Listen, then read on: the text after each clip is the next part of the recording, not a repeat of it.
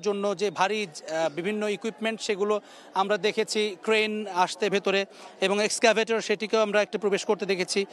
সব মিলিয়ে এখন উদ্ধারের শেষ পর্যায়ে উদ্ধার কাজের ঘটনাস্থলটি কিন্তু আমরা দেখছি যে সেখানে কাজ চলছে। সেখানে সেনাবাহিনী এবং ফায়ার সার্ভিস সকলে একযোগেই কাজ করছে, বিমান বাহিনীর সদস্যরা রয়েছে, বিজিবির 3টি প্লাটুন সেখানে রয়েছে এবং ভেতরে যেই আটকা পড়া শিক্ষার্থী যারা ছিলেন তারা কিন্তু ধীরে ধীরে এখন বেরোতে শুরু করেছেন এবং আমরা বিভিন্ন অভিভাবক যারা ছিলেন বাইরে দীর্ঘ সময় অপেক্ষায় ছিলেন তাদেরকে আমরা দেখছি যে ধীরে ধীরে সেই উৎকণ্ঠার জায়গাটি কমতে শুরু করেছে। দু একজন করে আমরা দেখছি যে তারা তাদের সন্তানদেরকে নিয়ে যারা খোঁজ পেয়েছেন তারা কিন্তু বেরিয়ে যেতে আমরা দেখেছি। তবে ভেতরে এখনও পর্যন্ত গণমাধ্যমকে প্রবেশ করতে দেওয়া হয়নি, সুতরাং ভেতরের খবরটি কিন্তু আমরা আপনাদেরকে এখনও পর্যন্ত জানাতে পারছি না। একটি ধোঁয়াশার ভেতরে আসলে আমরা নিজেরাও আছি এবং এখান থেকে সবশেষ যেই তথ্যগুলো আমরা পাচ্ছি আপনাদেরকে জানিয়ে দেওয়ার চেষ্টা করছি। এই আশপাশের 5টি হাসপাতাল, উত্তরা মেডিকেল থেকে শুরু করে বাংলাদেশ মেডিকেল, সিএমএইচ আছে, সবগুলোতেই কিন্তু প্রচুর পরিমাণে এই যে রোগীরা এখানে যারা আহত হয়েছেন, যে শিশুরা বিশেষ করে, তাদেরকে সেখানে ভর্তি করা হয়েছে। এই 1.5 শতাধিক রোগীকে কিন্তু এখানে চিকিৎসা সেটি অব্যাহতভাবে দেয়া হচ্ছে।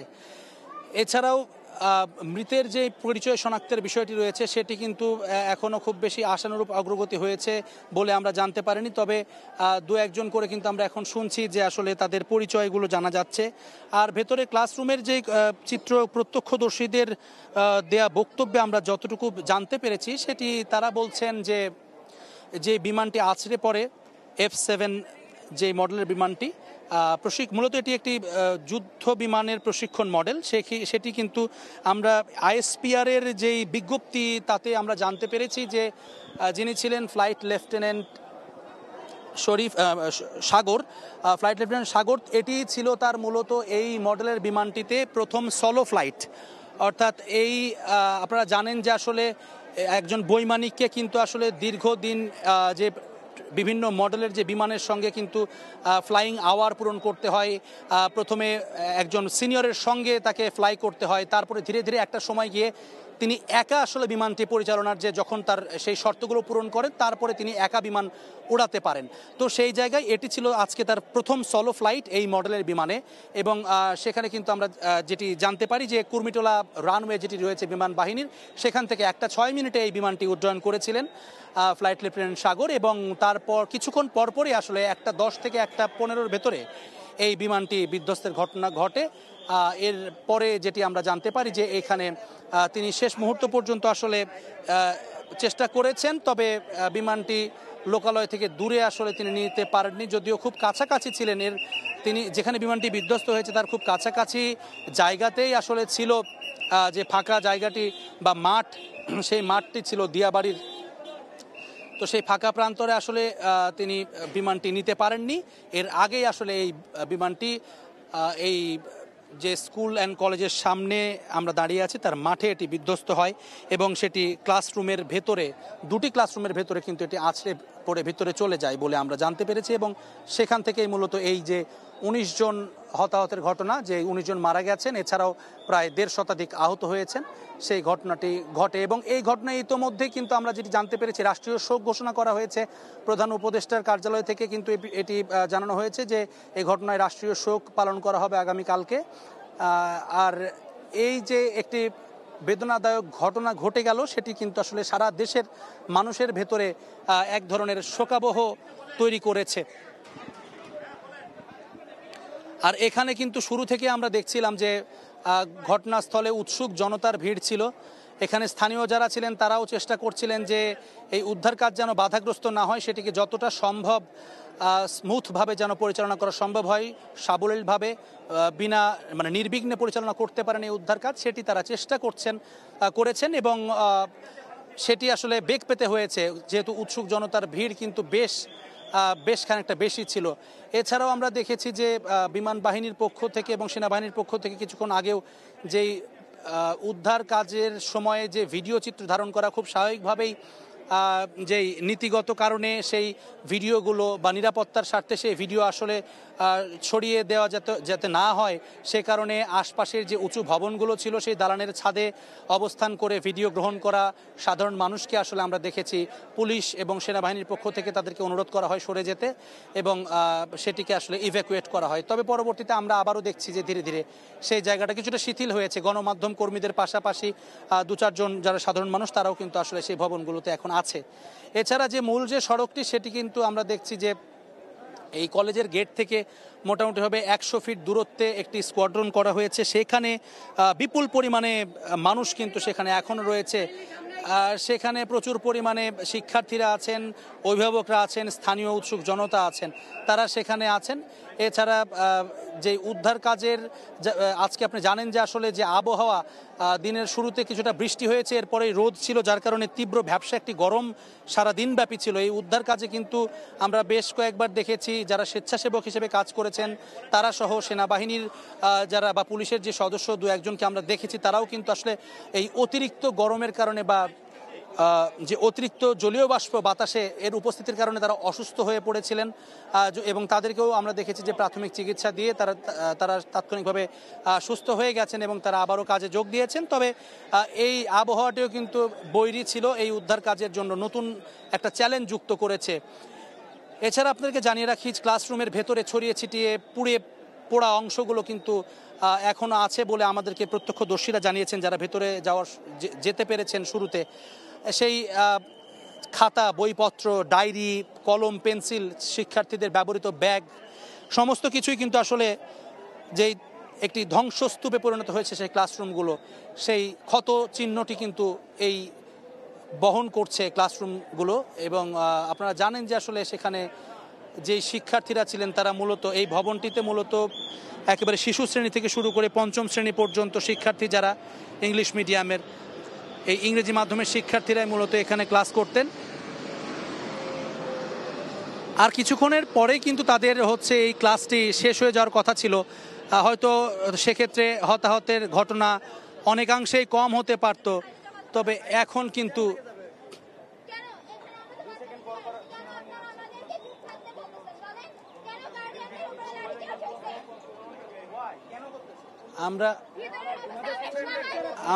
আমরা একটু একজনের সঙ্গে কথা বলতে চাই। ভেতরে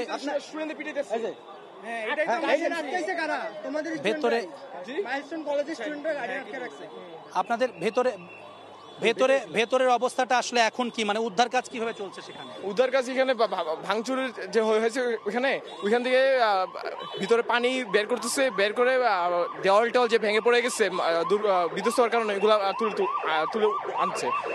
আর ভিতরে কেউ বেঁচে আছে নাকি এগুলো এখনো উদ্ধার কাজ চলতেছে। অন্য কোনো সমস্যা হয়েছে কি ভিতরে? মানে আমরা দেখছি ভিতরে সবাই যারা ভিডিও টিডিও করছে তাদের মোবাইল টোবাইল চেক দিয়ে দিতেছে। একটা ভাইয়ে ভিডিও আর্মির একজন ভিডিও দেখছে, দেখার পর ওনাকে ভিডিও ডিলিট করতে বলছে। ভিডিও ডিলিট না করে ওনাকে টয়লেটে ঢুকে ইচ্ছা মতো মারা হয়েছে 15 থেকে 20 মিনিট। আমাদের যারা আছি, আমরা স্টুডেন্ট থেকে শুরু করে যারা আত্মীয় স্বজন, তাদের কাউকে এখান থেকে ভিতরে ঢুকতে দেয় না। সেকেন্ডের পর আর্মি আসতেছে, ভিতরে কি হচ্ছে আমরা আসলে জানি না। আমাদের যে বাচ্চারা আছে, আমাদের বাচ্চাদের সাথে আসলে কি হচ্ছে, কতজন হতাহত হচ্ছে কোনো হিসাব নাই, কোনো কিচ্ছু নাই। তারা ইচ্ছা মতো আসছে, স্বৈরাচারের মতো আমাদের এখানে একটা আঙ্কেলকে মারছে। সে একজন গার্জিয়ান, সে আসছে, এই যে সে একটু আগে কাঁদতে কাঁদতে চলে গেছে। কাঁদতে কাঁদতে যারা আছে তাদের কাউকে ঢুকতে দিচ্ছেন। আপনাদেরও দেখেন, আপনাদেরও বাইরে রেখে দিছে। এদের কোনো জবাবদিহিতা নাই, এরা চাচ্ছে না আমরা সবকিছু জানি। সমস্যা হচ্ছে এটাই। আচ্ছা, আমরা এখানে যারা আছেন আসলে প্রত্যক্ষদর্শী তারা বলছিলেন ভেতরে আসলে এই মুহূর্তে যে পরিস্থিতি, উদ্ধার কাজ সেটি কিন্তু শেষের দিকে। তবে বিচ্ছিন্ন যে ঘটনার কথা তারা এটি বলছেন যে আসলে এই মোবাইলে যারা ভিডিও ধারণ করেছিল খুব স্বাভাবিকভাবে আসলে একটি ঘটনা ঘটবার পরে সেখানে যারা উপস্থিত থাকেন, আপনারা জানেন যে এখন আসলে সোশ্যাল মিডিয়ার যুগে আসলে সকলেই বা সিটিজেন জার্নালিজমের যুগে সকলেই ভিডিওটি করতে পারে। তবে এই ভিডিও ধারণ করবার ক্ষেত্রে যারা ভিডিও ধারণ করেছিলেন তাদের সেই ভিডিওটি যেন নিরাপত্তার স্বার্থেই সম্ভবত সেটি মুছে দেওয়ার জন্য বলা হয় সেনাবাহিনীর পক্ষ থেকে। সেটি নিয়ে একটি ভুল বোঝাবুঝির সৃষ্টি হয়েছে এবং সেটি নিয়ে একটি উত্তেজনা ছড়িয়ে পড়ে। আপনি কিছু বলতে চাচ্ছেন? আর্মির একজন বড় অফিসারের সাথে আমার কিছুক্ষণ আগে কথা হয়েছে। ওনাকে টোটাল আমাদের যে সবার কাছ থেকে জানতে চাওয়া হয়েছে যে কতজন মারা গেছে। উনি বলতেছে 18 জন। পাশে থেকে আরেকজন আর্মি অফিসার হেসে বলতেছে যে 250 জনের উপর মারা গেছে। এখানে যারা মারা গেছে তাদের সংখ্যাটা লুকানো হচ্ছে সম্পূর্ণভাবে।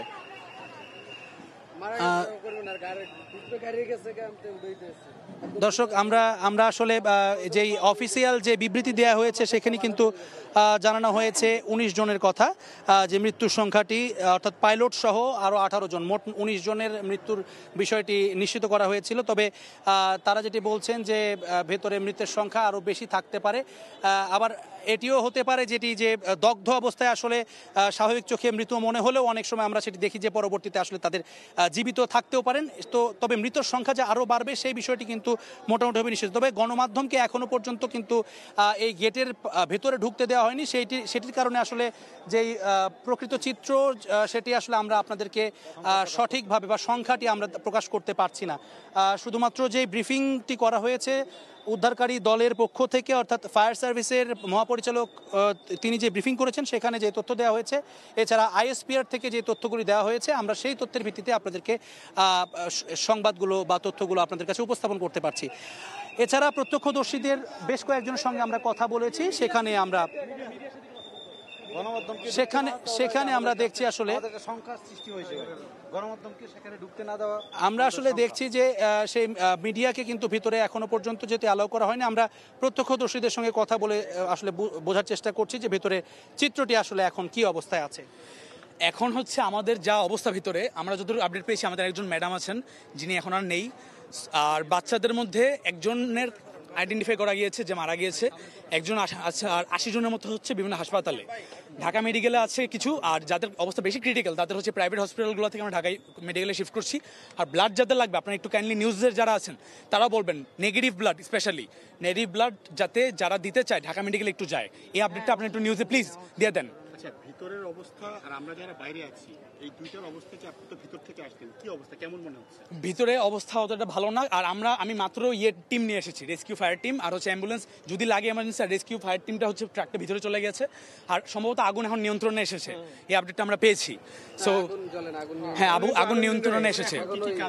ভিতরে এখন হচ্ছে আরও কাউকে আইডেন্টিফাই করা যায় কিনা, দেয়ালগুলো যা পড়ে আছে ওগুলো আমরা ট্রাই করছি আর্মিরা যে আইডেন্টিফাই করা যায় কিনা, আর স্টুডেন্টদেরও অ্যালাউ করছে না বর্তমানে। সো আর আর্মিদের উপরে আমরা কিছু বলার ক্ষমতা আমাদের নেই, তাই এখন ওরা যখন কোনো কর্মকর্তা আর্মির বাইরে আসবে ওদের থেকে আমরা একটা ফাইনাল রিপোর্ট নিব এবং আমরা এটা সবাইকে জানাবো। ধন্যবাদ।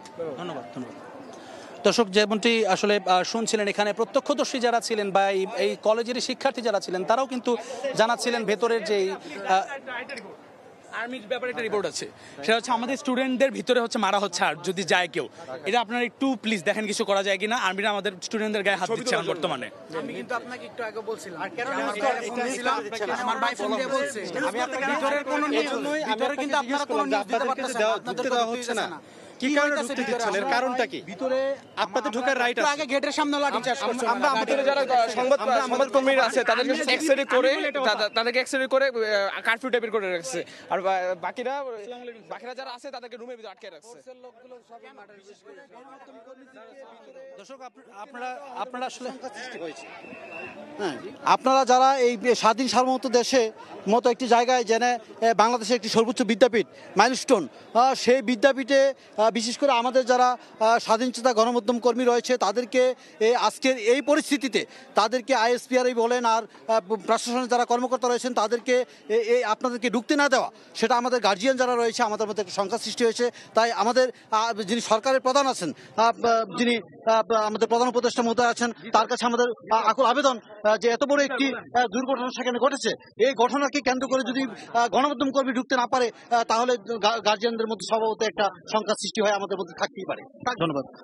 দর্শক, যেমনটা আসলে শুনছিলেন যে গণমাধ্যম ভেতরে প্রবেশ করতে না পারাতে আসলে এক ধরনের তথ্যের স্বচ্ছতা নিয়ে এক ধরনের শঙ্কা তৈরি হয়েছে। তবে আপনাদেরকে জানিয়ে রাখি যে এই মুহূর্তে ভেতরের যারা ছিলেন তারা বাইরে যেটি জানাচ্ছেন আমাদেরকে যে উদ্ধার তৎপরতার সেটি কিন্তু অব্যাহত আছে। মূলত যেই হতাহত যারা ছিলেন তাদেরকে নিয়ে যাওয়া হয়েছে হাসপাতালে। এর বাইরে এর বাইরে কিন্তু আমরা দেখছি যে এখন সেই ঘটনাস্থলের যে বিমানের যে ভবন ভেঙে ঢুকে পড়েছে সেই দেয়ালগুলো, ভেঙে পড়া দেয়াল, সেগুলো সরানোর কাজ করা হচ্ছে এবং সেখানে দেখা হচ্ছে আরও কোনো কেউ আছে কিনা, চাপা পড়েছে কিনা, এই ধরনের সেই কাজগুলো, শেষ অবস্থার যে কাজগুলো সেটি আসলে এখন চলছে ভেতরে। এছাড়া একটি গুরুত্বপূর্ণ আবারও বিষয়টি আপনাদেরকে জানিয়ে রাখি যে হাসপাতালগুলো অর্থাৎ ঢাকা মেডিকেল সহ উত্তরের আশপাশে যে হাসপাতালগুলোতে ভর্তি রয়েছেন এখানকার আহত শিশুরা, তাদের যে প্রচুর পরিমাণ রক্ত প্রয়োজন পড়ছে, বিশেষ করে যে নেগেটিভ গ্রুপের যে রক্তগুলো রয়েছে সেই তাদের সাহায্যার্থে, সেই চিকিৎসার সাহায্যার্থে এগিয়ে আসবার জন্য আহ্বান জানানো হয়েছে এখানকার যে সেবা দানকারী যে বা স্বেচ্ছাসেবক যারা রয়েছেন তাদের পক্ষ থেকে। এছাড়া আপনাদেরকে জানিয়ে রাখি যে আজ দুপুর 1:10 থেকে 1:15 ভেতরের ঘটনা এটি, অর্থাৎ কুর্মিটোলা থেকে 1:06 F7 এই বিমানটি উড্ডয়ন করে এবং আমরা আইএসপিআর এর বিবৃতিতে যেটি জানতে পেরেছি, ফ্লাইট লেফটেন্যান্ট সাগরের এটি প্রথম সোলো ফ্লাইট ছিল এই মডেলের বিমানে এবং আজকে আসলে তিনি 1:06 এই বিমানটি ফ্লাই করেন কুর্মিটোলা থেকে। তার কিছুক্ষণ পরেই সেটি নিয়ন্ত্রণ হারিয়ে মাইলস্টোন স্কুল অ্যান্ড কলেজের যে মাঠ সেখানে কিন্তু আছড়ে পড়ে এবং সেখান থেকে একটি শ্রেণীকক্ষের দুটি শ্রেণীকক্ষের ভিতরে অর্থাৎ একটি ভবনের ভিতরে সেটি আছড়ে ঢুকে যায় এবং সেখানে আগুনের ঘটনাও ঘটে।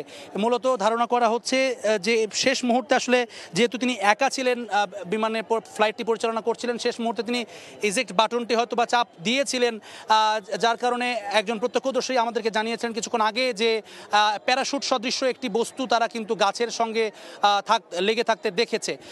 তবে তাকে উদ্ধার করে কিন্তু গুরুতর আহত অবস্থায় সিএমএইচে নিয়ে যাওয়া হয়েছিল সে বিমানের পাইলটকে, পরে 3:40 তিনি সেখানে ইন্তেকাল করেন।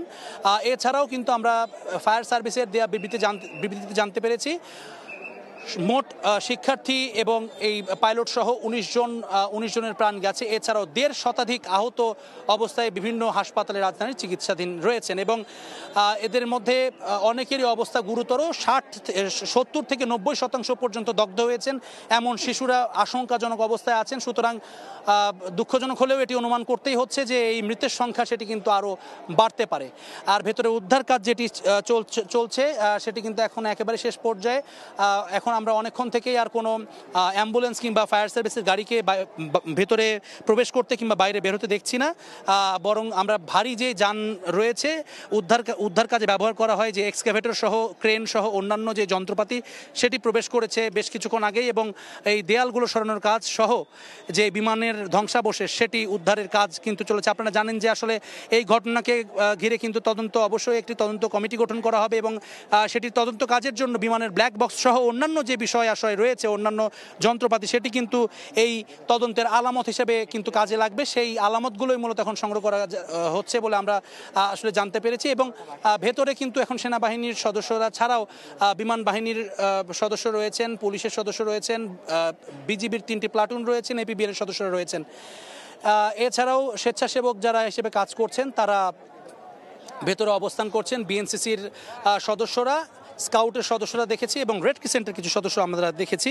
তবে তারা ভেতরের উদ্ধার কাজের অংশতে নয়, বরং গেটের আশপাশেই তারা দায়িত্ব পালন করছেন যাতে করে উদ্ধার কাজটি সচল রাখা সম্ভব হয়।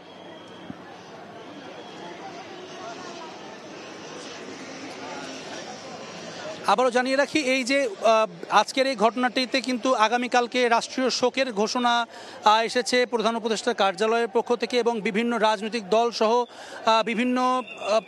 বিভিন্ন জায়গা থেকে আসলে যেই শোক প্রকাশ করা হয়েছে, এই ঘটনায় শোক প্রকাশ করা হয়েছে এবং তাদের সংগঠনের নেতাকর্মীদেরকে বলা হয়েছে যাতে করে এই চিকিৎসা কাজে এবং বিশেষ করে রক্তদানের ক্ষেত্রে তাদের নেতাকর্মীরা যেন এগিয়ে আসেন। বিভিন্ন রাজনৈতিক দল থেকে কিন্তু সেই আহ্বান জানানো হয়েছে তাদের নেতাকর্মীদেরকে। তো সব কিছু মিলিয়ে এই যে ঘটনাটি যে হৃদয় বিদারক একটি ঘটনা, এখানে নিহতদের সিংহভাগই কিন্তু এখানে শিশু এবং তাদের বেশিরভাগই শিশু শ্রেণী থেকে 5ম শ্রেণীর শিক্ষার্থী। আরেকটা আপডেট ছিল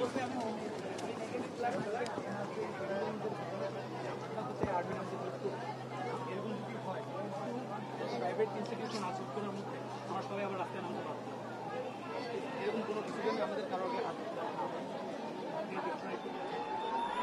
আমি যাচ্ছি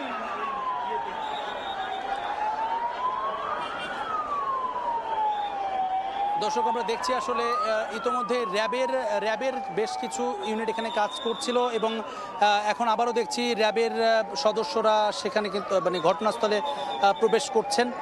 এছাড়াও অ্যাম্বুলেন্স আরও 3-4টি অ্যাম্বুলেন্স রোগী হাসপাতালে পৌঁছে দিয়ে আবারও এখানে এসে তারা দাঁড়াচ্ছেন। আরও যদি কোনো হতাহতের ঘটনা বা কাউকে যদি ভেতর থেকে উদ্ধার করা সম্ভব হয় সেক্ষেত্রে তাদেরকে নিয়ে যাওয়ার জন্য এই অ্যাম্বুলেন্সগুলো কিন্তু এখানে দাঁড়িয়ে অপেক্ষা করছে, এখানে প্রস্তুত রয়েছে এই অ্যাম্বুলেন্সগুলো। ফায়ার সার্ভিসের 8টি দল প্রাথমিকভাবে এখানে কাজ শুরু করে এবং তারপরে কিন্তু আরও দল এখানে একে একে যুক্ত হতে থাকে। এছাড়াও 6 থেকে 8টি অ্যাম্বুলেন্স আমরা দেখেছি, এটি কিন্তু ডেডিকেটেডভাবে এই ঘটনায় আহত এবং হতাহত যারা রয়েছেন তাদেরকে উদ্ধারে কাজ করেছে।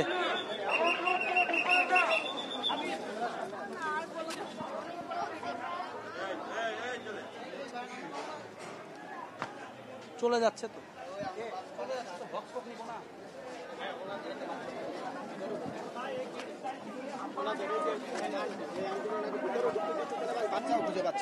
আপনার ভিতরে কে আছে? এখন আমি এখন কথা বলার মতো আমার উনি একটু আগে বলছে ওনার একটা বাচ্চা হচ্ছে অনেক বলা হয়েছে। আমরা সেই 12টা থেকে এসে দাঁড়িয়ে আছি, আমরা আমাদের বাচ্চাদের খবরই জানি না। কেন জানি না? আমাদের এটা অধিকার না? আমাদের থেকে ইনফরমেশন হাইড করে কেন হইতেছে? কলেজ টিচাররা বলতেছে ভিতরে যে বাচ্চা নিয়ে আসেন, বাচ্চা গার্ডিয়ান ছাড়া বের হইতে দিব না। আমরা তো দাঁড়িয়ে আছি, আমাদেরকে ভিতরে ঢুকতে দিতেছে না কেন? দর্শক আবারও আমরা কিন্তু সেই একই অভিযোগের কথাই আবারও শুনছি, যেটি ভেতরে যেহেতু একটি উদ্ধার কাজ চলছে, এই চলমান উদ্ধার কাজের ভেতরে কিন্তু আসলে নিরাপত্তার স্বার্থে বিভিন্ন ধরনের প্রোটোকল থাকে। সেই জায়গা থেকে আসলে সকলের প্রবেশ করবার এক ধরনের প্রবেশ যেন না করতে পারে সেই বাধ্যবাধকতা কিন্তু রয়েছে, যার কারণে সেটি নিয়ে কিন্তু এক ধরনের ভুল বোঝাবুঝিরও তৈরি হচ্ছে, যেটি আমরা প্রাথমিকভাবে এখানে ধারণা করতে পারছি। তবে সেখানে যে নিরাপত্তার স্বার্থে ধারণকৃত যে ভিডিও, সেই ভিডিওগুলো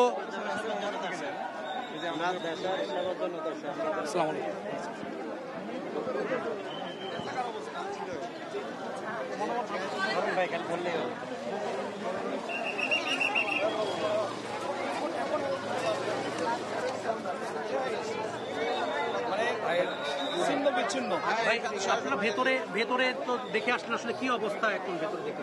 আমরা ভিতরে যা দেখলাম সেটা হচ্ছে এখনো টুকরো টুকরো অংশ বের হচ্ছে।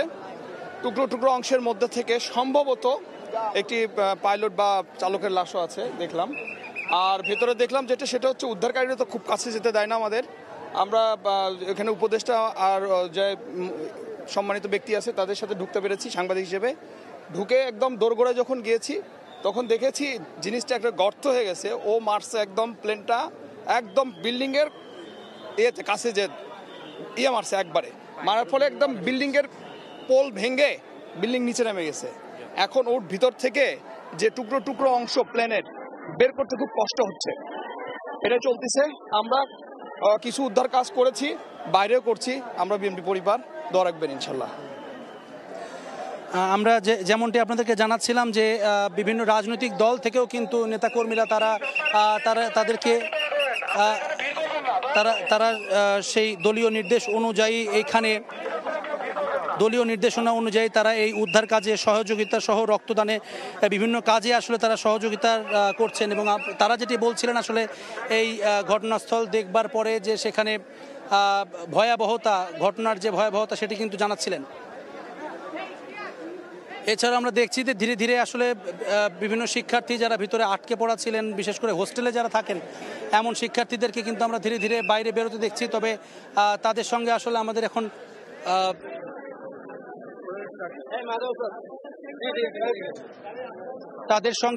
তাদের সঙ্গে কথা বলবার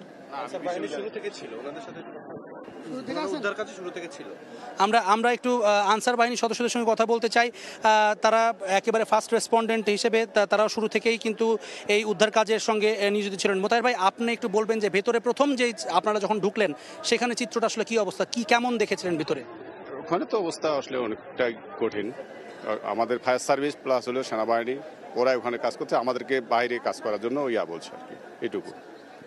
তবে ভিতরে যে মানে হতাহতের সংখ্যাটা আমরা দেখছি যে এখনো পর্যন্ত সেখানে লাশের অবস্থান পাওয়া যাচ্ছে বা টুকরো পাওয়া যাচ্ছে, তো এটা মানে ভিতরে কি আরো এরকম থাকতে পারে কিনা, মানে আপনাদের কি এটা আমরা বলতে পারবো না। আচ্ছা, তবে আপনাদের এই উদ্ধার কাজে আপনাদের মানে কতজন সদস্য ছিলেন এখানে, বা কত প্লাটুন সদস্য ছিলেন? আমাদের তো গেটে মূল ছিল, গেট দিকে আমাদের ওইদিকে, তারপর ভিতরে অল্প কিছু ছিল, প্রায় 150-150 আমরা দায়িত্ব পালন করতেছি এয়ারপোর্ট থেকে আমরা শোনার সাথে সাথেই আমরা এখানে উদ্ধার কাজে আমরা হই। আপনাদের যেহেতু স্যাররা বলার সাথে সাথে আমরা এখানে উদ্ধার কাজে সহযোগিতা করি আর কি। আমরা মূলত এয়ারপোর্টে দায়িত্ব পালন করি, আমরা শোনার সাথে সাথে আমরা এখানে উদ্ধার কাজের জন্য চলে আসি। ধন্যবাদ। যেমনটা শুনছেন, আসলে নিজস্ব যে দায়িত্ব ছিল সেই দায়িত্ব পালনের মাঝে যখন তারা খবর পেয়েছেন যে এখানে একটি আপৎকালীন মুহূর্ত তৈরি হয়েছে, এখানে একটি জরুরি অবস্থা তৈরি হয়েছে, তারা কিন্তু এখানে ছুটে এসেছেন এবং তারা এখানে এসে উদ্ধার কাজে যুক্ত হয়েছেন। যারা এখানে এসেছেন আমরা একটু কথা বলতে চাই যারা ভেতর থেকে বাইরে একটু আগে বের হয়েছেন।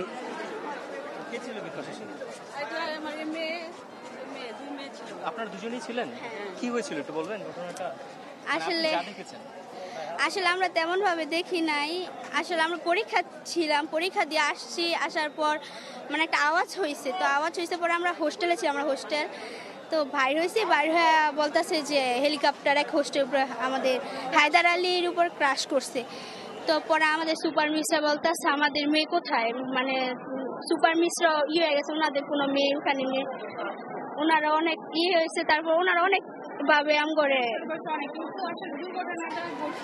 হায়দার আলী, যেটা হচ্ছে প্রিপারেটরি সেকশন, আমাদের কোনো তেমন ক্ষতি হয়নি, হয়েছে জাস্ট ওদের। কিন্তু আমরা যতটুকু প্রোটেকশন দরকার ছিল ওরা আমাদেরকে দিয়েছে, মানে আমাদের বাকি যে হোস্টেল সুফিয়া, হাজেরা, আমাদের যতটুকু প্রোটেকশন দরকার ছিল, যতক্ষণ খোঁজ খবর ওনারা আমার সাথে ছিল, বাট কিন্তু ক্ষতিটা হয়েছে হাজেরা।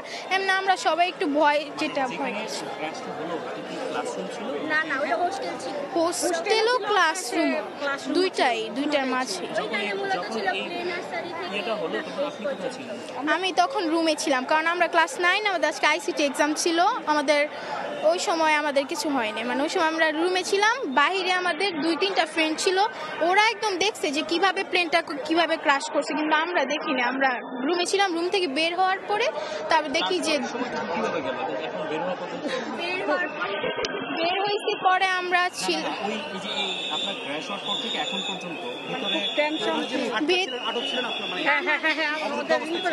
আমরা একটু টেনশনে ছিলাম। আবার আমাদের হচ্ছে হোস্টেলে অনেক আপুদের ভাই বোন ওখানে পড়ালেখা করে, ওরা অনেক কান্নাকাটি করছে, কিন্তু তারপরে ওদের ভাইয়ের খোঁজ খবর আবার ওখানে যারা ছিল ওরা নিয়ে অনেকেই আলহামদুলিল্লাহ বের করে পাইছে ওদের। এখন পর্যন্ত এখন ঠিক আছে, আমাদের হোস্টেলে সবাই আলহামদুলিল্লাহ ভালো আছে।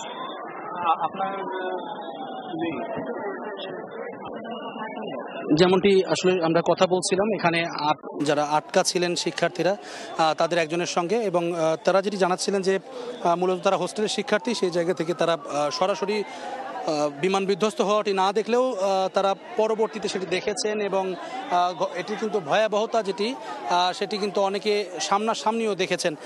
তবে তাদের এই যে প্রায় 1টা 10 থেকে শুরু করে এখন প্রায় 6টা 25, এই যে প্রায় 5 ঘন্টা সময়, এই 5 ঘন্টার বেশি সময় কিন্তু তারা এখানে ভেতরে অবরুদ্ধ অবস্থায় ছিলেন। সেই সময়টাকেও কিন্তু তারা জানাচ্ছিলেন যে চরম উৎকণ্ঠা এবং উদ্বেগের ভিতরে তাদের কেটেছে।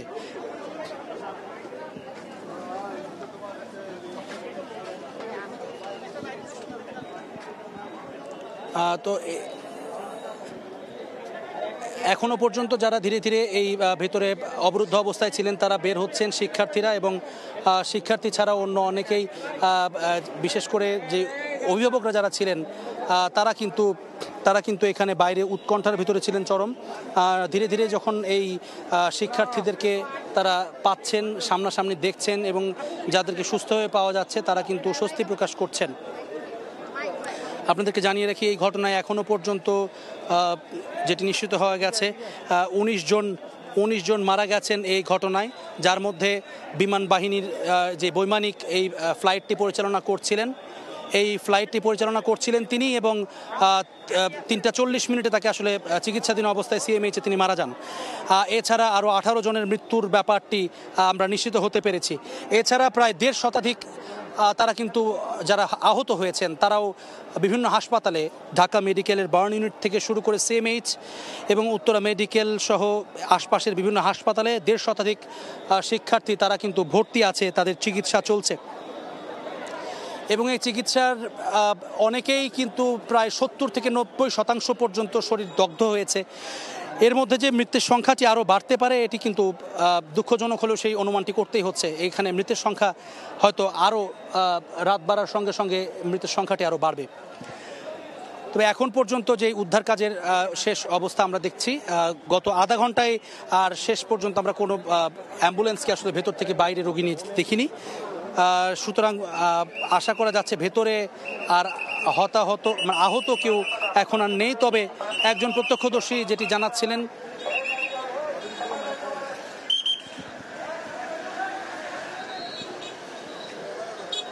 তো এখানে আমরা দেখছিলাম যে আসলে এখানে ভেতর থেকে একজন যিনি বেরোলেন তিনি যেটি জানাচ্ছিলেন যে এখন উদ্ধার কাজ অর্থাৎ দেয়াল টান দেওয়া হচ্ছে কিংবা সেই বিধ্বস্ত বিমানের বিভিন্ন যান্ত্রিক যে অংশগুলো রয়েছে সেগুলো ধীরে ধীরে কেটে সরানো হচ্ছে। সেটি করতে গিয়ে কিন্তু ক্লাসরুমের সেই দেয়ালের চাপা পড়া কিংবা ভেতরে চাপা পড়া আরও টুকরো টুকরো লাশের অংশ সেটি কিন্তু পাওয়া যাচ্ছে, এমনটি তারা জানিয়েছেন। তো এই ছিল এখনও পর্যন্ত আমার কাছে এখানে সবশেষ। আমরা ঘটনাস্থলের অপর প্রান্তে আছেন সহকর্মী শফিকুজ্জামান রুবেল, আমরা তার কাছে চলে যাচ্ছি। আগে বলছিলাম যে এই যে বেলা 11টার পরের থেকেই মূলত ঘটার পর থেকেই বিমান বিধ্বস্তের ঘটনা ঘটার পর থেকেই যে উদ্ধারকারী থেকে শুরু করে যারা এখানে আইন শৃঙ্খলা রক্ষাকারী বাহিনী রয়েছেন, স্বেচ্ছাসেবী রয়েছেন, সকলে যে তৎপরতা, সেই তৎপরতা কিন্তু চোখে পড়ার মতো। কিছুক্ষণ আগে যেমনটা জানাচ্ছিলাম যে সারাদিনের এই যে যারা আহত হয়েছেন সেই আহতদের উদ্ধার করে বিভিন্ন হসপিটালে নিয়ে যাওয়ার পরে এখনো পর্যন্ত কিন্তু এখানে যারা উদ্ধারকারী তারা রয়েছেন, যতগুলো সংস্থার সদস্যরা রয়েছেন তারা কিন্তু উপস্থিত রয়েছেন। আপনারা দেখতেই পাচ্ছেন যে উৎসুক যে জনতা, সেই জনতাকে কোনোভাবে আসলে এখান থেকে সরানো সম্ভব হচ্ছে না। চেষ্টা করছেন আইন শৃঙ্খলা বাহিনী, তারা তুমুল চেষ্টা করছেন, কেননা যেই বিমানটি এই মাইলস্টোন কলেজের ক্যাম্পাসে বিধ্বস্ত হয়েছে সেই বিমানটির ধ্বংসাবশেষ সরিয়ে নেবেন এখান থেকে। এই জন্য কিন্তু অনেকক্ষণ যাবৎ আমরা লক্ষ্য করছি সেনাবাহিনীর সদস্য থেকে শুরু করে যারা পুলিশ সদস্য রয়েছেন, আনসার সদস্য রয়েছেন, আবার অনেকে স্বেচ্ছাসেবক যারা রয়েছেন, সকলে চেষ্টা করছেন এই জায়গাটি ক্লিয়ার করার জন্য। আপনারা দেখতে পাচ্ছেন যে পুরো রাস্তা জুড়ে, আশেপাশের যতগুলো আছে সব রাস্তা জুড়ে কিন্তু সাধারণ মানুষের যে উৎসুক জনতার ভিড় সেটি কিন্তু চোখে পড়ার মতো। কেননা এরকম ঘটনা পুরো দেশ আতঙ্কিত, এই পুরো দেশ এখন এই দিকে তাকিয়ে আছে। এই জন্য আশেপাশে যতগুলো এলাকা রয়েছে সব এলাকার মানুষও কিন্তু এখানে উপস্থিত হয়েছেন। ঠিক যেমনটা জানাচ্ছিলাম যে এই যে বিমান F-7 BGI, এটি মূলত বাংলাদেশ বিমানের একটি যুদ্ধ প্রশিক্ষণ বিমান। যেই বিমানটি আজকেও যথারীতি এখানে যারা আছেন তারা বলছিলেন যে তারা মাঝে মাঝেই এই বিমানের শব্দ বা এরকম মহড়ার শব্দ বা প্রশিক্ষণের বিমানের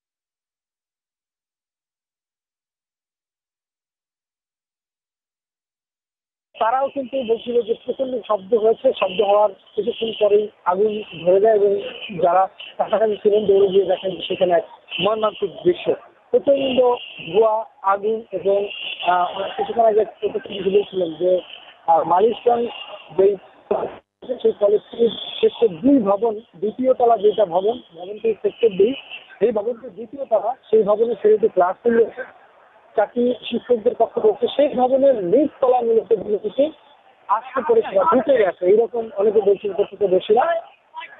তারপরে মূলত বিমানটি বিস্ফোরণ হওয়ার পরে পুরো ভবনে বা উপরের তলায় আগুন ছড়িয়ে পড়ে। এই আগুন ছড়িয়ে পড়ার যে ভয়াবহতা, সেই ভয়াবহতা কিন্তু আপনারা ইতিমধ্যে জানেন যে রাজধানীর বিভিন্ন হসপিটালে, হাসপাতালে, ঢাকা মেডিকেলে, প্লাস্টিক বার্ন ইনস্টিটিউটে এখন পর্যন্ত আমরা যতদূর জানি যে প্রায় 70 জনের উপরে সেখানে ভর্তি রয়েছেন এবং আহতের সংখ্যা বিভিন্ন হসপিটালের আমরা যতদূর জানি যে প্রায় 1.5 শতাধিক হয়ে গেছে। সেটা আরো বাড়ার সম্ভাবনা রয়েছে। নিহতের সংখ্যা কিন্তু ক্রমান্বয়ে বেড়ে চলেছে। আমরা ঘটনার পর থেকে যেটা জানাচ্ছিলাম যে বেড়েই চলেছে, সেটা এখন পর্যন্ত যতদূর জানি যে 19 জন ছাড়িয়ে যাওয়ার সম্ভাবনা রয়েছে, আরো হয়তো বা বাড়ার সম্ভাবনা রয়েছে অনেকে বলছেন। সেই তথ্য উপাত্তের ভিত্তিতে যেই চিত্র এখানে যারা প্রত্যক্ষদর্শী তারা যে বর্ণনা দিচ্ছিলেন সেটা খুবই মর্মান্তিক, খুবই ভয়ঙ্কর ছিল।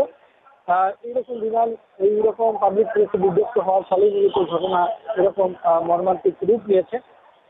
তো সেই বিমানের কি পরিস্থিতি, কতটুকু ধ্বংসাবশেষ আসছে সেটা এখনো বোঝা যাচ্ছে না। তবে উদ্ধার তৎপরতা চলছে। আমরা যারা উদ্ধারকারী রয়েছেন ভেতরে যে পরিস্থিতি এবং পাবলিক যারা রয়েছেন, যারা ইন্ডিয়ান্স রয়েছেন, উৎসুক জনতা রয়েছেন, তাদের আমরা দেখতে পাচ্ছি যে তাদেরকে সরিয়ে নেওয়ার যে চেষ্টা, এর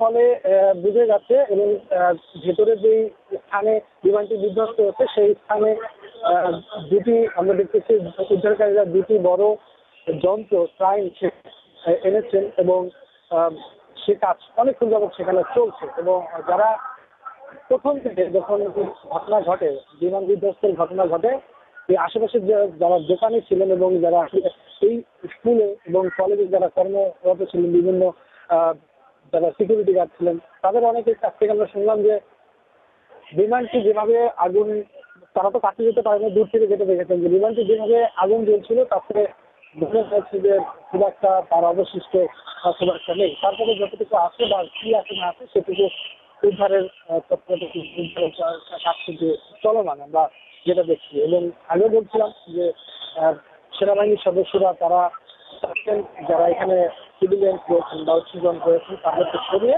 এই বিমানের যে ধ্বংসাবশেষ সেটি এখান থেকে সরিয়ে নিয়ে যাওয়া। আপনারা জানেন ইতিমধ্যে আমরা বিভিন্ন হসপিটালে দেখানোর চেষ্টা করেছি যে বিভিন্ন হসপিটালে ঢাকার যে রিফারাল যে আধুনিক মেডিকেল হাসপাতাল রয়েছে, দিয়াবাড়ির যে হাসপাতাল রয়েছে, পূর্ণিতলার যে জেনারেল হসপিটাল রয়েছে, ঢাকা মেডিকেলের জরুরি বিভাগ, ঢাকা মেডিকেল এবং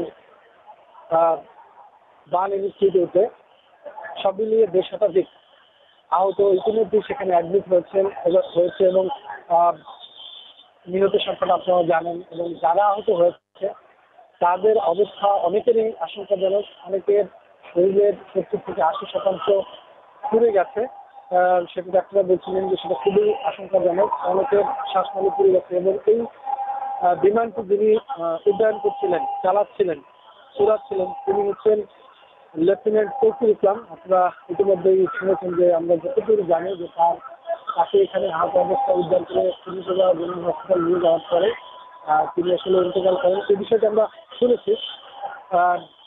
এছাড়া এখানে যারা শিক্ষার্থীরা রয়েছেন, যারা আহত হয়েছে তাদের অধিকাংশই শিক্ষার্থী, এই তথ্য আমাদের কাছে উন্নত এসছে এবং শিক্ষার্থীর সংখ্যাটা হওয়াটাও এখানে আসলে স্বাভাবিক। আপনারা জানেন যে যেখানে ঘটনাটি ঘটেছে সেটি মূলত মাইলস্টোন কলেজ।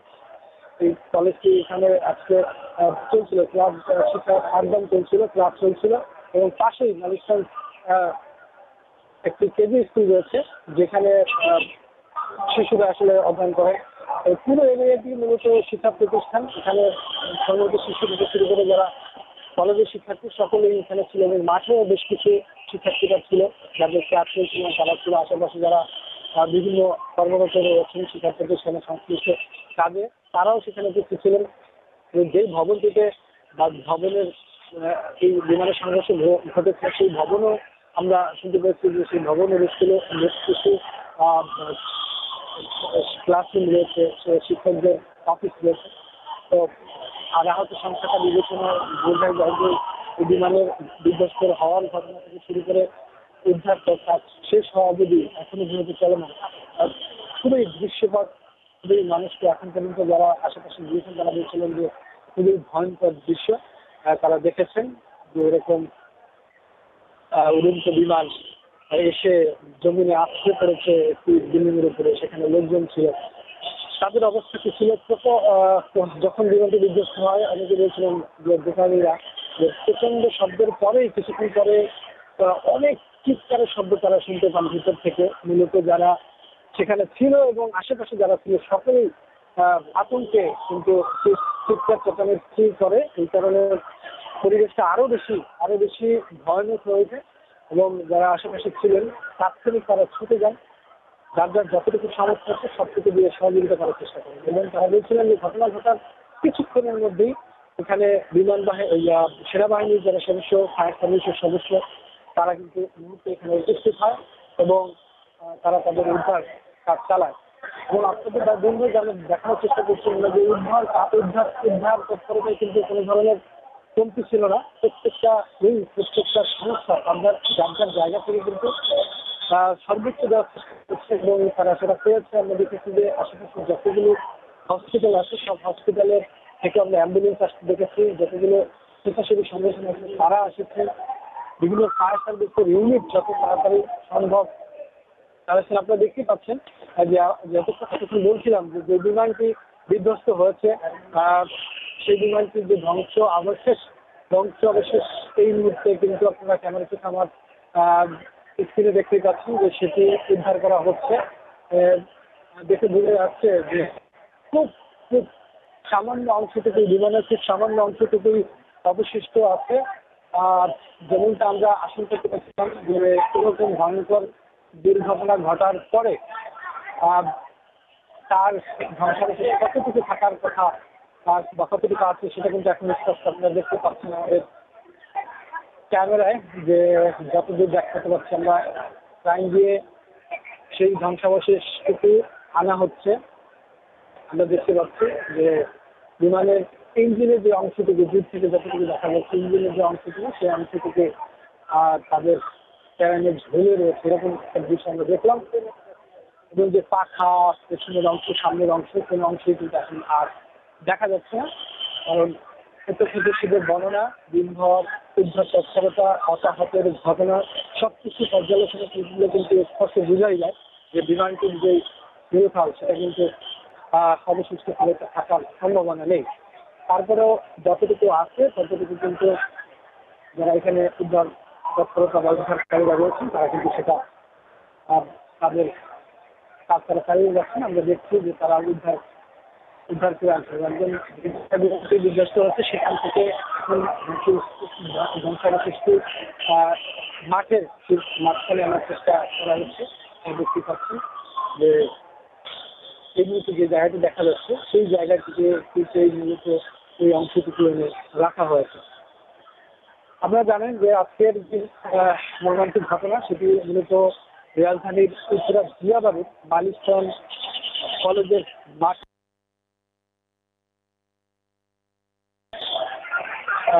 প্রাঙ্গণে শেষ করে দিয়ে বলছে আমি বের হয়ে যাবো।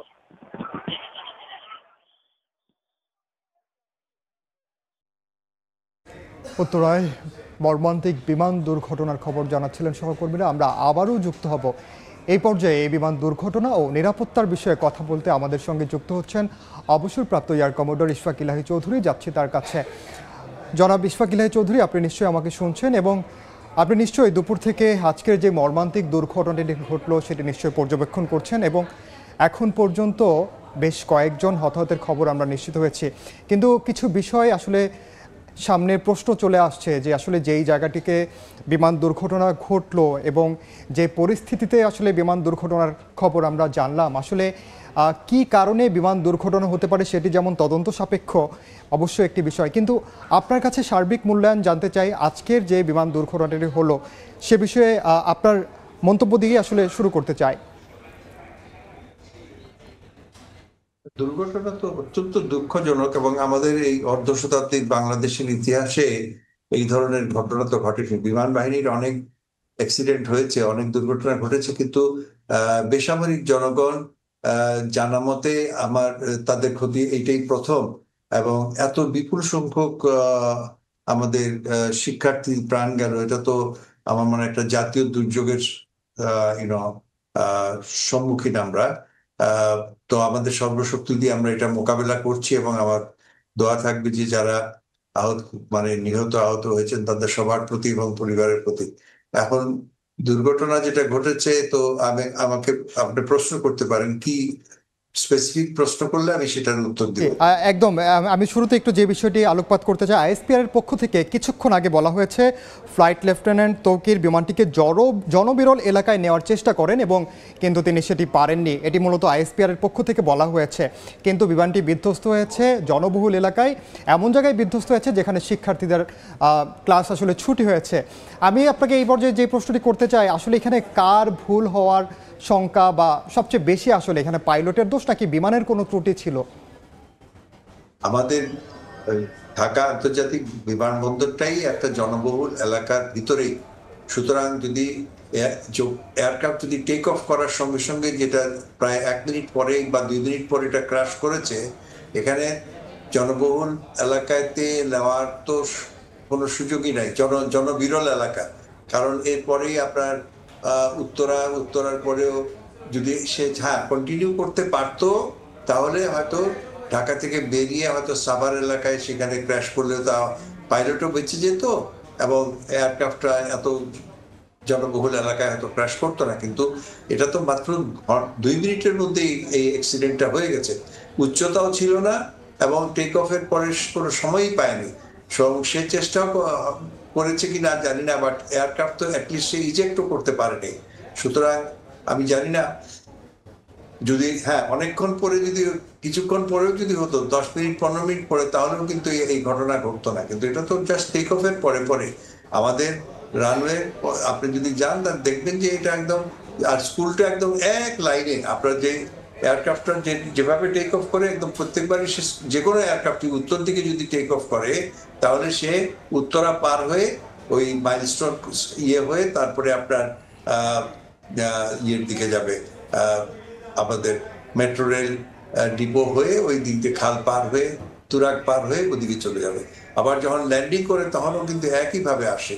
আবার এদিক থেকে দক্ষিণের দিকে যদি টেক অফ করে, তাহলে টেক অফ করার পরে কি হয়, নিকুঞ্জের পরে বাড়িধারার পরে গুলশান হয়ে আপনার রামপুরা হয়ে প্লেনগুলো চলে যায়, তাই না?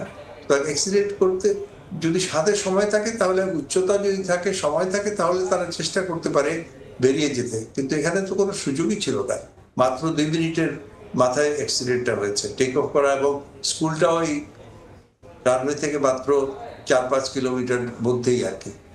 So it's a very unfortunate thing, কিন্তু এটা হয়ে গেছে।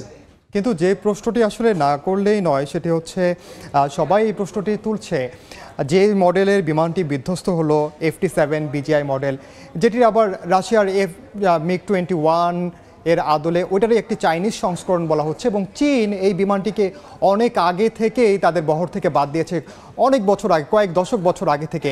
সেই পুরানো আমলের একটি বিমান কেন এখনও বাংলাদেশে প্রশিক্ষণ বিমান হিসেবে ব্যবহৃত হচ্ছে, এমন প্রশ্ন অনেকে তুলছেন। এ বিষয়ে যদি আপনি বলেন। না, এটা প্রশিক্ষণ তো নয়, এটা আমাদের মেইন ফাইটার স্কোয়াড্রনের যেগুলো, সেটাই F-7 আমাদের এখনো মানে যে কয়েকটা স্কোয়াড্রন আছে তার মধ্যে এটাই ব্যবহৃত হচ্ছে ফাইটার হিসাবে। এবং ফাইটারের মধ্যে ট্রেনিং এর জন্য ডুয়েল ভার্সন থাকে, যেখানে সামনে প্রশিক্ষক, পিছনে ইনস্ট্রাক্টর থাকে। কিন্তু যেটা ক্র্যাশ করেছে, এটা pure fighter, single seat fighter version. আপনি ইউ আর রাইট, আমাদের ইভেন আজকে আমি উইকিপিডিয়াতে দেখলাম যে 2013 সালে চায়না এটা প্রোডাকশন বন্ধ করে দিয়েছে। এটার অনেক প্লেন ছিল আপনার চাইনিজ এয়ারফোর্সে ফ্লাই করতো, পাকিস্তানে বহু বছর তারা ফ্লাই করেছে, আমরাও ফ্লাই করেছি আজকে বহু বছর ধরে। এবং কিন্তু এখন আর পৃথিবীতে এটা ব্যবহার হচ্ছে না। বাংলাদেশ, আমি দেখলাম যে বাংলাদেশ আর উত্তর কোরিয়া ছাড়া আর কোথাও এই প্লেনটা ফ্লাই হচ্ছে না।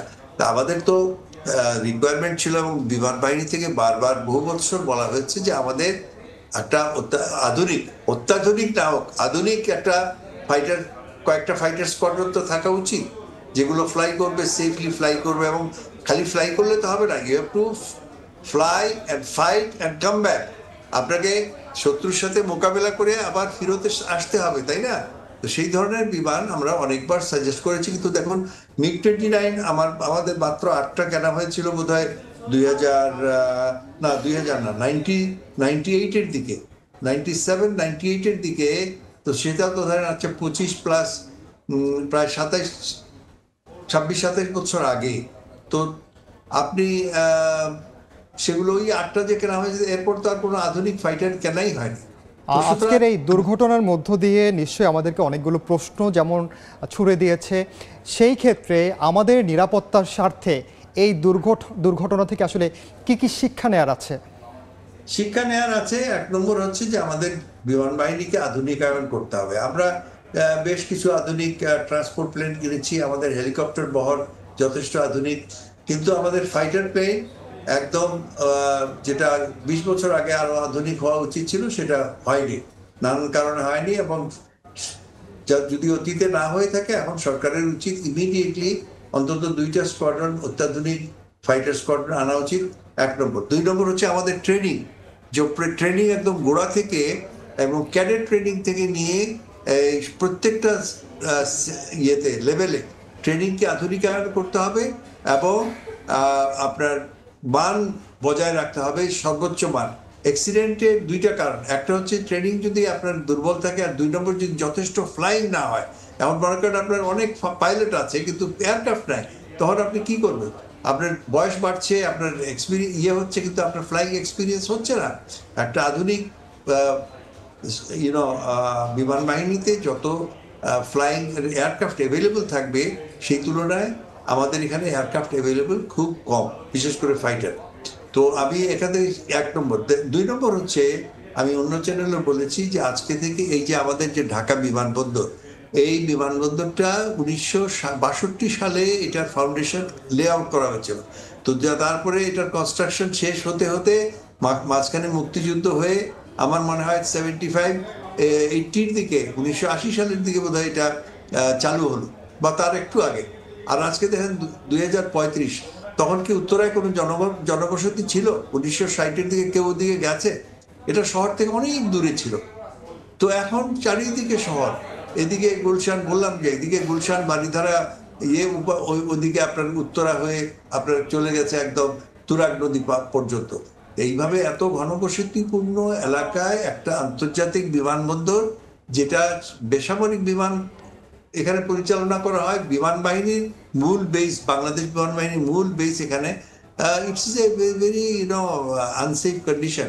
তো আমাদের যেটা প্ল্যান ছিল আজকে থেকে প্রায় 20 বছর আগে, যে আমরা এখান থেকে শিফট করে আরিয়ল বিল এলাকাও একটা আছে আপনাদের মানিকগঞ্জের, মানিকগঞ্জ না, সাবা এদিকে, শ্রীনগরের এদিকে, আপনার বিক্রমপুরে। তো ওখানে খালি জায়গা ছিল, ওখানে প্ল্যানও করা হয়েছিল, কিন্তু স্থানীয় বিভিন্ন মানে পলিটিক্যাল প্রেশারে ওইদিকে যাওয়া হয়নি। আমরা এখানে আরো অনেক খরচ করে আমরা 3rd টার্মিনাল করেছি এবং আরো প্ল্যান করছি যে ভবিষ্যতে আর যতই আপনি প্ল্যান করেন, আপনার শহর তো চারিদিকে এক্সপান্ড করে গেছে। এবং এমন অনেক, তাও তো আজকে ধরেন কিছুটা খোলা জায়গা, আর একটু সরে পড়লেই কিন্তু আর অত ক্যাজুয়ালিটিস হতো না। কিন্তু দেখেন আপনার যদি এটা ঘটনা উত্তরার কোনো হাই রাইজ বিল্ডিং এর সাথে, বা আমাদের এই যে এমনও আমি আজকে বলবো যে অনেক বিল্ডিং আমরা করেছি যে সম্পূর্ণ মানে বেআইনিভাবে, তাদের পারমিশন হয়তো আছে 14 তলার, বানিয়েছে তারা 21 তলা। এগুলো সম্পূর্ণ বেআইনিভাবে সিভিল এভিয়েশনের পারমিশন ব্যতিক্রম করে, রাজুকের পারমিশনের ব্যতিক্রম করে এগুলো বানানো হয়েছে। এগুলো ভাঙাও হয়নি, কারণ দে আর ভেরি পাওয়ারফুল পিপল। তো এগুলো থেকে আমাদের শিক্ষা যদি না নেই, তো ভবিষ্যতে আরো এ ধরনের অ্যাক্সিডেন্ট হতে পারে। মনে করেন আজকে যদি একটা সিভিল এয়ারলাইনের সাথে এই ধরনের, যেটা বোম্বেতে ঘটেছে, এই ধরনের যদি টেক অফ করার পরে যদি ক্র্যাশ করে প্রধান রাস্তা, মানে কোথায় পড়বে গিয়ে? দেখেন আপনার গুলশান, বনানী, উত্তরা, দে আর অল ভালনারেবল, ইউ সি। জি, কিন্তু একটি বিষয় যে প্রশ্নটি না করলেই নয়, আমরা সাধারণ মানুষ আসলে, আমরা তো আর এভিয়েশন বিশেষজ্ঞ না, আমরা আসলে এই বিষয়গুলো বুঝি না, কিন্তু যে বিষয়টি যুদ্ধ বিমান পরিচালনা করার জন্য যে ধরনের নিয়ম কানুনগুলো মেনে চলা দরকার, আমি যদি একেবারে আরও সহজ করে বলি, আজকের যে বিমান দুর্ঘটনাটি ঘটলো, এটির সঙ্গে নিশ্চয়ই বিমান উড্ডয়নের জন্য সংশ্লিষ্ট কর্তৃপক্ষ ছিল, ট্রাফিক কন্ট্রোল রুমের সঙ্গে যোগাযোগ ছিল, কেউ না কেউ তাকে অনুমতি দিয়েছেন, পাইলটের দক্ষতার অভাব ছিল কিনা, এই প্রশ্নগুলো কি ওঠার মতো? পাইলটের পারমিশন তো তাকে এয়ার ট্রাফিক কন্ট্রোল থেকে বললাম, যখন সে এয়ারক্রাফট বলবে সে রেডি টু টেক অফ, তখন যদি আর কোনো অবস্ট্রাকশন না থাকে তাহলে এয়ার ট্রাফিক থেকে তাকে পারমিশন দিবে। এবং এয়ারক্রাফট যে সার্ভিসেবল, সেটার দায়িত্ব তো আমাদের ইঞ্জিনিয়ারিং তারা চেক করেই তাকে দিয়েছে। এয়ারক্রাফটের সমস্ত কিছু চেক করে তারপরে পাইলট সেই এয়ারক্রাফটটা গ্রহণ করে তারপরে সেও নিজে দেখে, তারপরে স্টার্ট আপ হয়। স্টার্ট আপে কোনো ধরনের অসঙ্গতি হলে সে এটা অ্যাবান্ডন করতে পারে, তারপরে যে টেক অফ পয়েন্টে কোনো কিছু হলে সে অ্যাবান্ডন করতে পারে, এবং তার সমস্ত কিছুর পরে যে 2 মিনিট পরে যে কিভাবে কেন অ্যাক্সিডেন্ট হলো সেটা আমরা নিশ্চয়ই ইনভেস্টিগেশনে আমরা জানতে পারবো। একটা একটা জিনিস আমি জানি না, বার্ড হিট বলে একটা কথা আছে, অনেক সময় টেক অফ করার পরে হয়তো দেখলেন একটা বড় পাখি সামনে চলে আসে। এটাও কিন্তু আমাদের আরবানাইজেশনের জন্য একটা সমস্যা। চারিদিকে এত আপনার ঘরবাড়ি হয়েছে, এত ডাম্প হয়েছে, ইন্ডাস্ট্রি হয়েছে, এখানে অনেক পাখি মানে উড়ে, যেটা আমরা চেষ্টা করি এই এলাকাটা সেফ রাখতে, তারপরেও এটা সম্ভাবনা আছে, উড়িয়ে দেওয়া যায় না। এবং তো এক্স্যাক্টলি কি কারণে হয়েছে সেটা তো ইনভেস্টিগেশন আগে বলা যায় না। তবে এটা সত্যি যে আমাদের চেষ্টা করি আমরা কোনো একটা সাধারণ কোনো ধরনের প্রবলেম হলে সেগুলো এয়ারক্রাফট কখনোই রিলিজ করা হয় না। এবং পাইলটের আপনার যেটা বললেন প্রশিক্ষণের প্রত্যেকটা স্টেজ একজন ফাইটার পাইলট 1 নম্বর হচ্ছে সে একাডেমিতে ট্রেনিং প্রাপ্ত হয়, তাকে সেখানে সব থেকে ভালো যারা রেজাল্ট করে ফ্লাইংয়ে তাদেরকে ফিক্সড উইংয়ে দেওয়া হয়, এবং বিশেষ করে ফাইটারের জন্য আবার তাকে আরেকটা স্কুল আমাদের চিটাগাং একটা আছে, সেখানে তার কনভার্সন ট্রেনিং হয়, সে ফাইটারের যোগ্য হয়ে তারপরে এখানে আসে। এখানে এসেও এই যে বারবার প্রশিক্ষণ বলা হচ্ছে, প্রশিক্ষণ জিনিসটা কিন্তু সারাটা জীবন চলতে থাকে। এটা একজনের পাইলট হোক বিশেষ করে পাইলটদের ক্ষেত্রে প্রশিক্ষণ সবসময় চলতে থাকে, রাউন্ড দ্য ইয়ার। কিন্তু যেটা আমাদের দেশে হয় যে যত আমি একবার বললাম না যে বিমানের অ্যাভেলেবল স্বল্পতার জন্য আমাদের একটা ধরেন তার আমি জানি না তার কতদিন চাকরি হয়েছে, 10 বছর বা 12 বছর চাকরি যদি হয়ে থাকে, যত একটা ইয়াং ম্যান সে ওইটাই তো তার বেস্ট টাইম, ওই সময় তার যত ফ্লাইং হওয়ার দরকার আনফর্চুনেটলি বাংলাদেশে অতটুকু ফ্লাইং আমরা দিতে পারছি না নানান কারণে। ওয়ান অফ দ্য রিজন হচ্ছে এয়ারক্রাফট আমাদের যথেষ্ট নয়, যথেষ্ট বিশেষ করে এই ফাইটারের কথা বললাম যে আমাদের এই মুহূর্তে হয়তো 3-4টা যদি ফুল ফ্লেজেড স্কোয়াড্রন থাকতো যেগুলো রেগুলার ফ্লাইং করছে, যত বেশি ফ্লাইং করবেন অত বেশি কম কিন্তু অ্যাক্সিডেন্ট হবে। অ্যাক্সিডেন্ট যত it is just like driving, কিন্তু আপনি যদি নিজের ড্রাইভ না করেন তাহলে আপনার যেরকম রাস্তায় আপনার বের হওয়ার অ্যাক্সিডেন্ট হওয়ার সম্ভাবনা ঠিক একইভাবে। তো আমি মনে করি যে আমাদের এগুলোতে নজর দেওয়া উচিত। বিমান বাহিনীর আধুনিকায়নের কোনো বিকল্প নাই, এবং এটা যে কোনো সংঘাতে যে বিমান বাহিনী একটা ইম্পর্টেন্ট রোল, সব থেকে ইম্পর্টেন্ট রোল প্লে করে, সেগুলো আপনার অতি সম্প্রতি সেটা ইউক্রেন যুদ্ধেই বলেন বা পাকিস্তান ভারত যুদ্ধ না হয়ে কনফ্লিক্টই বলেন, বা ইসরায়েল ইরানে যে ঘটনাগুলো ঘটলো, এয়ার সুপিরিয়রিটি, এয়ার যদি ইসরায়েল আজকে প্রথমেই কি করলো, তারা গিয়ে ওদের দেশের সমস্ত বিমান বাহিনীগুলোকে অকার্যকর করে দিল। তো এই তারপরে তারা অপারেট করতে পারলো। আমাদের তো অতটুকু দরকার নেই, আমাদের নিজেদের যে আকাশ সীমা সেটা আমরা বলি বাংলার আকাশ রাখিব মুক্ত, সেই মুক্ত রাখার মতো ক্ষমতা তো আমাদের করতে হবে। সেটা কেবলমাত্র সম্ভব যদি আমাদের সরকার সেটা চায়, এবং it is expensive no doubt. Bangladesh একটা ইকোনমি আমাদের অত্যন্ত দুর্বল, সেটা আমি মেনে নিচ্ছি, কিন্তু আমি বলবো যে বিমান বাহিনী এবং নৌবাহিনী এবং আমাদের সামরিক স্থলবাহিনীর সঙ্গে সঙ্গে যদি বিমান বাহিনী শক্তিশালী করে না উঠে, তাহলে আপনার যে 3 পায়া স্টুলের যদি একটা পায়া দুর্বল থাকে, আপনি যেভাবে সহজে পড়ে যাবেন ঠিক তাই হবে। 3টা বাহিনীর মধ্যে একটা ব্যালেন্স গ্রোথ যেটাকে বলি, এবং সাম্যতা বজায় রেখে গ্রোথ করা উচিত, যেটা আমি দুঃখজনকভাবে হয়নি আনফর্চুনেটলি। জি, জনাব ইশফাক ইলাহি চৌধুরী, আপনাকে অসংখ্য ধন্যবাদ আমাদেরকে সময় দেওয়ার জন্য এবং আপনার মূল্যবান মতামতের জন্য। আমরা তখন সরাসরি যুক্ত ছিলাম, জানছিলাম এভিয়েশন বিশেষজ্ঞ অবসরপ্রাপ্ত এয়ার কমোডর ইশফাক ইলাহি চৌধুরীর কাছ থেকে বিমানের বিভিন্ন খুঁটিনাটি বিষয়। এই মুহূর্তে দিয়াবাড়িতে আছেন সহকর্মী জুম্মান সাদিক জ্যাভলিন, জানবো সবশেষ খবর। যাচ্ছি জ্যাভলিনের কাছে। জ্যাভলিন,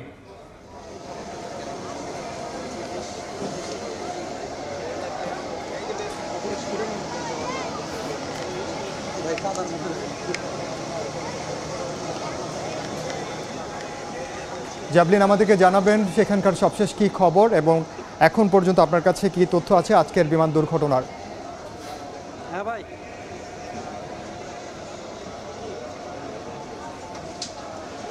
আপনাদেরকে এতক্ষণ পর্যন্ত যেই অপেক্ষা করতে হচ্ছিল বাইরে থেকে আমরা আসলে যুক্ত ছিলাম, তবে কিছুক্ষণ আগে আমরা ভেতরে ঢুকবার অনুমতি পেয়েছি এবং ভেতরে উদ্ধার কাজ কিন্তু একেবারে শেষ পর্যায়ে এখন। এবং আপনারা দেখছেন যে যে বিমানটি বিধ্বস্ত হয়েছিল F7-এর, সেই প্রশিক্ষণ বিমানটি কিন্তু যে ধ্বংসাবশেষ সেটি টুকরো টুকরো করে কেটে সেটি কিন্তু স্থানান্তর করা হচ্ছে ট্রাকে করে। এবং আপনারা দেখছেন যে আসলে যেই প্লেনের যে ইঞ্জিনের সম্ভবত এই অংশটি হবে সেই অংশটি কিন্তু আমরা দেখছি এই টুকরোটি ট্রাকে তোলা হচ্ছে। এবং মূলত এই সেই স্থানটি যেখানে কিন্তু আজকে বিমানটি বিধ্বস্ত হয়। এবং ঘটনাস্থল দেখে কিন্তু যেটি প্রাথমিকভাবে যেটি মনে হয়েছে যে এই মাঠের একেবারে শেষ প্রান্তে এসে মানে এর আগেই যে মাঠের অংশটিতে কিন্তু ল্যান্ড করবার সম্ভবত চেষ্টা তিনি করেছেন, তবে সেটি আসলে তিনি সফল হননি। এবং ঠিক মাঠের অংশটি শেষ করবার পরেই ভবনের যেই অংশ সেখানে কিন্তু ভবনের সামনে বিমানটি আছড়ে পড়েছে এবং অনেকটা কৌণিকভাবে আছড়ে পড়েছে, কেননা আশপাশের যেই ক্ষতচিহ্ন সেটি দেখে কিন্তু অনুমান করা যাচ্ছে যে যেই বিমানটি আসলে পড়ে গিয়ে যে ছেঁচড়ে গেছে ব্যাপারটি তেমন নয়, আছড়ে পড়বার ঘটনা এটি নয়, বরং এটি কিন্তু সরাসরি একেবারে বিল্ডিংয়ের খাড়াভাবে এসে সেটি পড়েছে বলেই কিন্তু প্রাথমিকভাবে মনে হচ্ছে। তবে এটিতে মূলত তদন্ত কমিটি যেটি গঠন হবে সেটির পরেই কিন্তু তাদের তদন্তের ভিত্তিতেই কিন্তু বিস্তারিতটি জানানো যাবে যে ঠিক কী সমস্যা হয়েছিল, ইঞ্জিনের কী ধরনের ফেইলিয়ার হয়েছিল বা এখানে আসলে কোনো গাফিলতি ছিল কিনা, সব কিছুই কিন্তু আসলে তদন্তে উঠে আসবে। তবে আজকে দুপুর 1:06 কিন্তু এই ফ্লাইটটি তিনি টেক অফ করেন কুর্মিটোলা থেকে এবং তার পরেই অর্থাৎ ফ্লাইটের উড্ডয়নের 7 মিনিটের মাথায় ইনস্ট্রাক্টর কিন্তু বুঝতে পারছিলেন যে নিয়ন্ত্রণে কিছুটা ঝামেলা হচ্ছে, সেই বিষয়টি তারা নজরে আনেন এবং এর পরেই কিন্তু বিকট শব্দে সেটি আছড়ে পড়ে এই মাইলস্টোন স্কুল অ্যান্ড কলেজের যেই খেলার মাঠের পার্শ্ববর্তী যেই ভবনটি রয়েছে। মূলত প্রাথমিক শিক্ষার্থী যারা রয়েছেন শিশু শ্রেণী থেকে 5ম শ্রেণী পর্যন্ত ইংরেজি ভার্সনের, তারা এখানে ক্লাস করে থাকেন। এবং আমরা যেটি শুনেছি বা বিদ্যালয় কর্তৃপক্ষ যেটি জানিয়েছিলেন আমাদেরকে যে 11:30 নাগাদ এটির ছুটি হয়ে যায় এই বেশিরভাগ শ্রেণীর। তবে কিছু শিক্ষার্থী যারা বিশেষ করে বৃত্তি পরীক্ষার জন্য যারা প্রস্তুতি নিচ্ছিলেন সেই শিক্ষার্থীরা কিন্তু এখানে ছিলেন তখনও, এবং 2টি শিক্ষক রুম ছিল এই ভবনেই। তো সব মিলিয়ে যে হতাহতের ঘটনা সেটি কিন্তু এখানে ঘটে এবং বিমানের যিনি পাইলট তিনি 3:40 ফ্লাইট লেফটেন্যান্ট তরিকুল ইসলাম তিনি 3:40 কিন্তু মারা যান এবং তিনি রাজশাহীর ছেলে। এবং এখানে আমরা যেটি জানতে পেরেছি যে তার চেষ্টা আসলে ছিল, শেষ পর্যন্ত তিনি ফ্লাইটের ভেতরে ছিলেন এবং ইজেক্ট করেছেন কিছুটা আগে, তবে তাকে আসলে বাঁচানো সম্ভব হয়নি, তিনিও কিন্তু এই দুর্ঘটনাতেই প্রাণ হারিয়েছেন সিএমএইচে চিকিৎসাধীন অবস্থায়। এছাড়াও বেশিরভাগই শিক্ষার্থী, যে বাকি 18 জন মারা গেছেন তাদের বেশিরভাগই শিশু শিক্ষার্থী, তারা কিন্তু যেটি এই অগ্নিদগ্ধ হয়েই বেশিরভাগের মৃত্যু হয়েছে।